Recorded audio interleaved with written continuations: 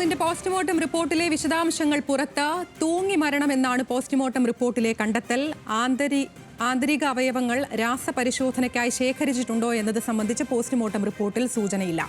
പത്തനംതിട്ടയിൽ നിന്ന് ശ്രീരാജ് ബാബുവുണ്ട്. ശ്രീരാജ്, എന്തൊക്കെയാണ് ഈ പോസ്റ്റ്മോർട്ടം റിപ്പോർട്ടിലുള്ള കൂടുതൽ വിവരങ്ങൾ?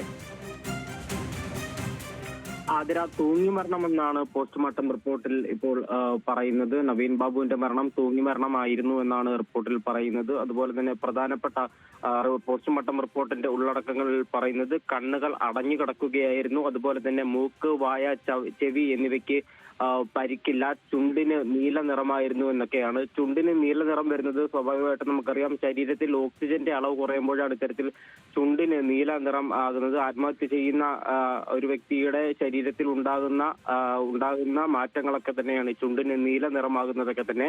അതുപോലെ തന്നെ പല്ലുകൾക്കും മോണകൾക്കും കേടില്ല എന്നും നാവ് കടിച്ചു പിടിച്ചിരുന്നു എന്നും ഒക്കെ പോസ്റ്റ്മോർട്ടം റിപ്പോർട്ടിൽ പറയുന്നുണ്ട്. അതുപോലെ തന്നെ വിരലിലെ നഖങ്ങൾക്ക് നീല നിറമായിരുന്നു. ശരീരം അഴുകിയതിന്റെ ലക്ഷണങ്ങളില്ല. വയറ് ശൂന്യമായിരുന്നു, മൂത്രാശയം ശൂന്യമായിരുന്നു എന്നും റിപ്പോർട്ടിലുണ്ട്. ഇതെല്ലാം തന്നെ ആത്മഹത്യ ചെയ്യുന്ന ഒരു മനുഷ്യന്റെ ശരീരത്തിൽ ഉണ്ടാകുന്ന മാറ്റങ്ങളൊക്കെ തന്നെയാണ് ഇത്തരത്തിൽ മൂത്രാശയം ശൂന്യമാവുന്നതും അതുപോലെ തന്നെ വയറ് ശൂന്യമാവുന്നതും ഒക്കെ തന്നെ. അതുപോലെ തന്നെ സുഷുമ്നാ നാഡിക്കും പരിക്കില്ല. മൃതദേഹം തണുത്ത അറയിൽ സൂക്ഷിച്ചിരുന്നില്ല എന്നതും റിപ്പോർട്ടിൽ പറയുന്നുണ്ട്. ഈ തുടക്കം മുതൽ തന്നെ കുടുംബത്തിന്റെ ഒരു ആരോപണം, കുടുംബം ആശുപത്രിയിൽ എത്തുന്നതിന് മുൻപ് തന്നെ പോസ്റ്റ്മോർട്ടം നടത്തിയെന്നായിരുന്നു.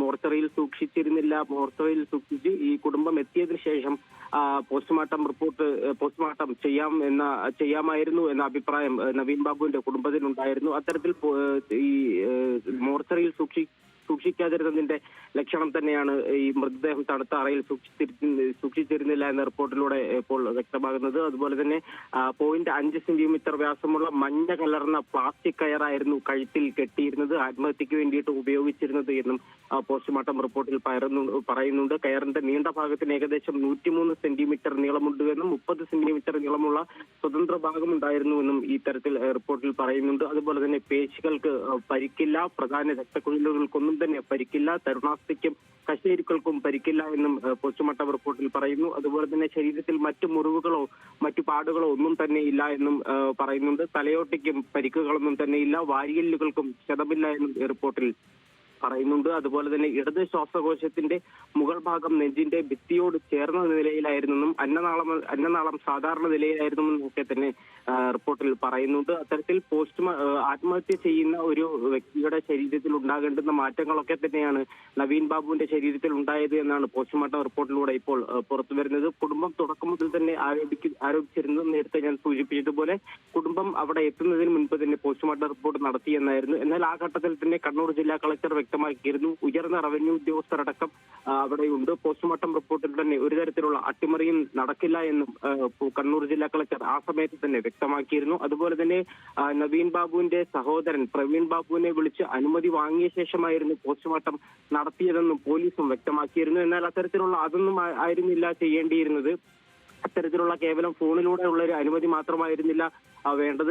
തങ്ങൾ എത്തിയതിനു ശേഷം പോസ്റ്റ്മോർട്ടം റിപ്പോർട്ട് നടത്തണമെന്നായിരുന്നു. അതുപോലെ തന്നെ പരിയാരം മെഡിക്കൽ കോളേജിലല്ല, മറിച്ച് ഇത്രത്തോളം ആരോപണങ്ങൾ നിലനിൽക്കുന്ന സാഹചര്യത്തിൽ കോഴിക്കോട് മെഡിക്കൽ കോളേജിലേക്ക് പോസ്റ്റ്മോർട്ടം നടത്തണമായിരുന്നു എന്നും കുടുംബം ആ ഘട്ടത്തിലൊക്കെ തന്നെ ആരോപിച്ചിരുന്നു. എന്തായാലും ഇപ്പോൾ പോസ്റ്റ്മോർട്ടം റിപ്പോർട്ടിലൂടെ പുറത്തു വരുന്നത് നവീൻ ബാബു ആത്മഹത്യ ചെയ്തത് തന്നെയാണ്, ആത്മഹത്യ തന്നെയെന്നാണ് ഇപ്പോൾ പോസ്റ്റ്മോർട്ടം റിപ്പോർട്ടിലൂടെ പറയുന്നത്. പോലീസും തുടക്കഘട്ടം മുതൽ തന്നെ അത്തരത്തിലുള്ള ഒരു നിലപാടാണ് സ്വീകരിച്ചിരിക്കുന്നത്.